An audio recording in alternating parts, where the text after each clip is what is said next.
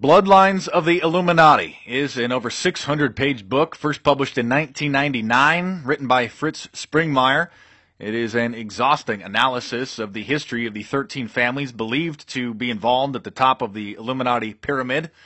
Those 13 families are the Astors, Bundys, Collins, DuPonts, Freemans, Kennedys, Lees, Onassis, Rockefeller, Rothschild, Russell, Van Dunn, and the Merovingian bloodline. In the introduction, Fritz Springmeier writes, quote, "The goal of this book is to lay out the historical facts about these elite bloodlines. It is the reader's responsibility and prerogative to decide what he or she wants to do with this fascinating information. There is no doubt that this information has far-reaching implications. For instance, once one understands these bloodlines, war between kings no longer appear as wars between elite factions, but can often be recognized as contrived wars created to control the masses of both sides by their greedy Machiavellian masters." He goes on to say that the Illuminati themselves decided to elevate 13 bloodlines. The number 13, he writes, is extremely important magically, and these 13 occult tribes mock the 13 tribes of Israel. He says, in parentheses here, remember the 13th tribe, the tribe of Joseph, was split into Ephraim and Manasseh. He goes on to say that this does not mean that only 13 Illuminati bloodlines are powerful. There are other families that have risen to prominence. Further, worldwide, there are other families of great oligarchical power who have allied themselves to the Illuminati in the political and economic realms without having to intermarry into the Illuminati. Fritz Springmeier was a popular speaker on the subject in the 1990s, and one of his most well-known lectures is a 2.5-hour talk titled The Top 13 Bloodlines, which was given at Prophecy Club Ministries and can be viewed on YouTube.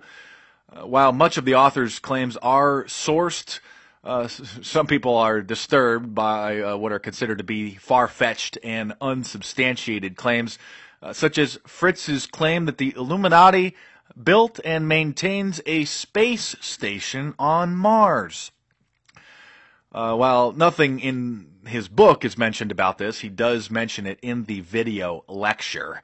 Many feel that this single statement casts a shadow of doubt on his body of work. Others are able to overlook the statement and focus on the documentable and verifiable information that is compiled within the book. But another blow would come in March of 2001 when he was arrested for allegedly growing marijuana and then implicated in a bank robbery. Information regarding this incident is conflicting, and what actually happened and why remains the topic of debate. A newspaper in Oregon, the Oregonian, reported that on February 9th of 2001, agents raided his home and seized what they called military-style weapons and allegedly 50 marijuana plants. The police would later admit that the weapons were not illegal guns. The article stated that authorities also allegedly seized a small amount of ammonium nitrate and fuel oil, which they said would be made into an explosive. There is some confusion about the article, and it is believed that the Oregonian got their facts wrong and that marijuana was found at the residence of Tony Huntington, who would later claim that Fritz Springmeier was involved in a bank robbery Huntington and his housemate, Forrest E. Bateman Jr., had allegedly committed. In 2003, Fritz Springmeier was sentenced to 9 years in prison for his alleged involvement in an armed robbery of a bank that had occurred in Portland, Oregon years earlier in 1997. Prosecutors claimed that he and his supposed accomplice, Forrest E. Bateman Jr., detonated a homemade pipe bomb at an adult video store on the other side of town as a diversion, and then allegedly robbed the branch of the Key Bank of Oregon. His participation is disputed, and both he and his wife maintain his innocence. They say what happened is that Huntington and Bateman had allegedly committed the robbery and had been acquainted with Fritz because they lived in the same area and read his book, Bloodlines of the Illuminati, sometime earlier, and sought Fritz out to talk about such issues. Allegedly unknown to Fritz, Huntington and Bateman were facing a lengthy prison sentence for committing the robbery in question, and had struck a deal with prosecutors if they were to tell them of any other crimes they knew of or were connected with, that they would have their sentences reduced.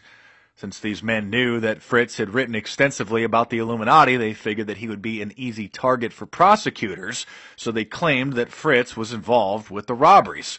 Prosecutors then painted Fritz as a right-wing, anti-government nut because of his writings and lectures.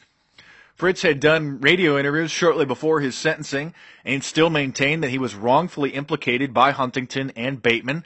After being sentenced, he told the judge in the courtroom, quote, "I'm innocent. I'm looking forward to discovering the divine benefits of the sentence that you will give me.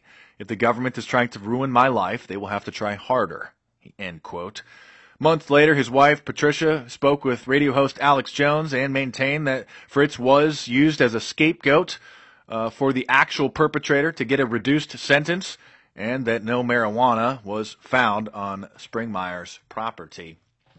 He has since been released from prison and has been posting some videos on YouTube and doing interviews. Thanks for watching. Subscribe to my YouTube channel if you're new. Bloodlines of the Illuminati still available, I believe, in paperback on Amazon.com. You can also pick up one of my books, The Illuminati Facts and Fiction, also in paperback on Amazon.com. Subscribe to my YouTube channel if you're new. Check out some of the previous videos and the playlists, and stay tuned. There are more videos coming soon.